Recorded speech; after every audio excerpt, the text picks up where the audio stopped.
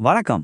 உயிரணுக்களின் அதாவது செல்களின் உள்ளே நடக்கும் ஒரு சுவாரஸ்யமான விஷயத்தை இன்று நான் உங்களுக்கு விரிவாக விளக்கப் போகிறேன். நமது உடலின் ஒவ்வொரு செல்லுக்குள்ளும் சோர்வில்லாமல் வேலை செய்யும் ஒரு அழகான மற்றும் சுறுசுறுப்பான தபால் நிலையமான கோல்கி உடலத்தை பற்றிதான் இன்று நாம் முழுமையாக தெரிந்து கொள்ளப் போகிறோம். இன்றைய விளக்கப் பதிவில் நாம் என்னென்ன பார்க்கப் போகிறோம் என்றால், முதலில் கோல்கி உடலம் என்றால் என்ன என்பதை அறிவோம். அதன் பின் அதன் அமைப்பு, அதன் சிஸ் மற்றும் டிரான்ஸ் முகங்கள், அது எப்படி செல்லின் தபால் நிலையமாக செயல்படுகிறது மற்றும் வெறும் பேக்கிங், ஷிப்பிங் தவிர்த்து அது செய்யும் பிற முக்கிய வேலைகள் ஆகியவற்றை பார்க்க உள்ளோம். சரி, ஒரு எளிய கேள்வியுடன் தொடங்குவோம். நமது செல்களுக்குள் ஒரு தபால் நிலையமாக செயல்படுவது எது என்று எப்போதாவது யோசித்திருக்கிறீர்களா? நமக்கு ஒரு பார்சல் வந்தால் தபால் நிலையம் அதை எப்படி பிரித்து சரியான முகவரிக்கு அனுப்புகிறதோ அதே வேலையைத்தான் நமது செல்லுக்குள் இந்த கோல்கி உடலம் கச்சிதமாக செய்கிறது. முதல்ல இந்த கோல்கி உடலத்தை சற்று நெருக்கமாக அறிவோம். இதன் கண்டுபிடிப்பு மற்றும் சில அடிப்படை விஷயங்களை பார்க்கலாம்.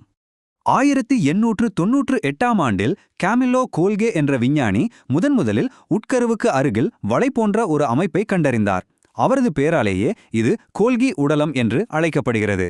செல்களை பற்றிய கண்டுபிடிப்புகளின் வரலாற்றில் ஒரு சுவாரஸ்யமான விஷயம் என்னவென்றால், கோல்கி உடலம் கண்டுபிடிக்கப்பட்டு பல ஆண்டுகளுக்குப் பிறகே, அதாவது 1948இல் எண்டோபிளாஸ்மிக் வலைப்பின்னலும் 1955இல் லைசோசோம்களும் கண்டறியப்பட்டன. தாவர செல்களில் இந்த கோல்கி உடலம் சற்று வித்தியாசமாக அமைந்திருக்கும். அங்கு இவை டிக்டியோசோம்கள் என்று அழைக்கப்படுகின்றன. டிக்டியோசோம்கள் என்றால் என்ன? இவை தாவர செல்களில் குறிப்பாக காணப்படும் சிறிய தனித்தனி கோல்கி பைப்பைகள் ஆகும்.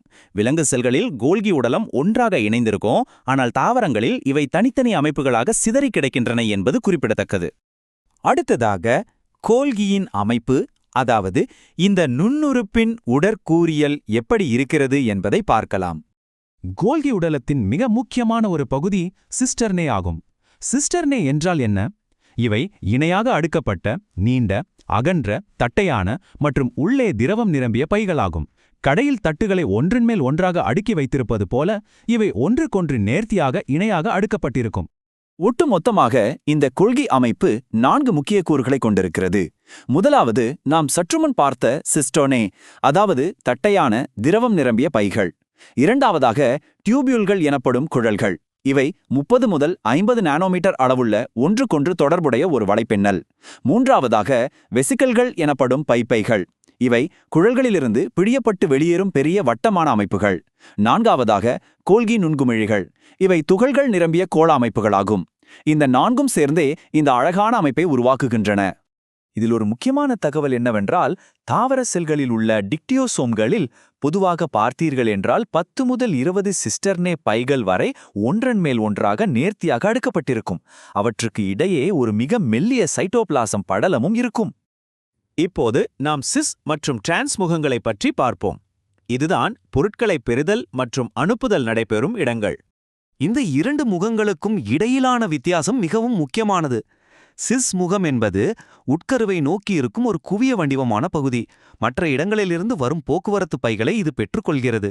இதற்கு நேர்மாறாக டிரான்ஸ் முகம் என்பது செல் சவ்வை நோக்கி இருக்கும் குழிவடிவ பகுதி. இது முதிர்ச்சியடைந்த சுரப்பு பைகளை செல்லுக்கு வெளியே அல்லது பிற பகுதிகளுக்கு அனுப்பி வைக்கிறது. ஒரு கட்டிடத்திற்குள் நுழையும் கதவு மற்றும் வெளியேறும் கதவு போல இதை நீங்கள் கற்பனை செய்து கொள்ளலாம்.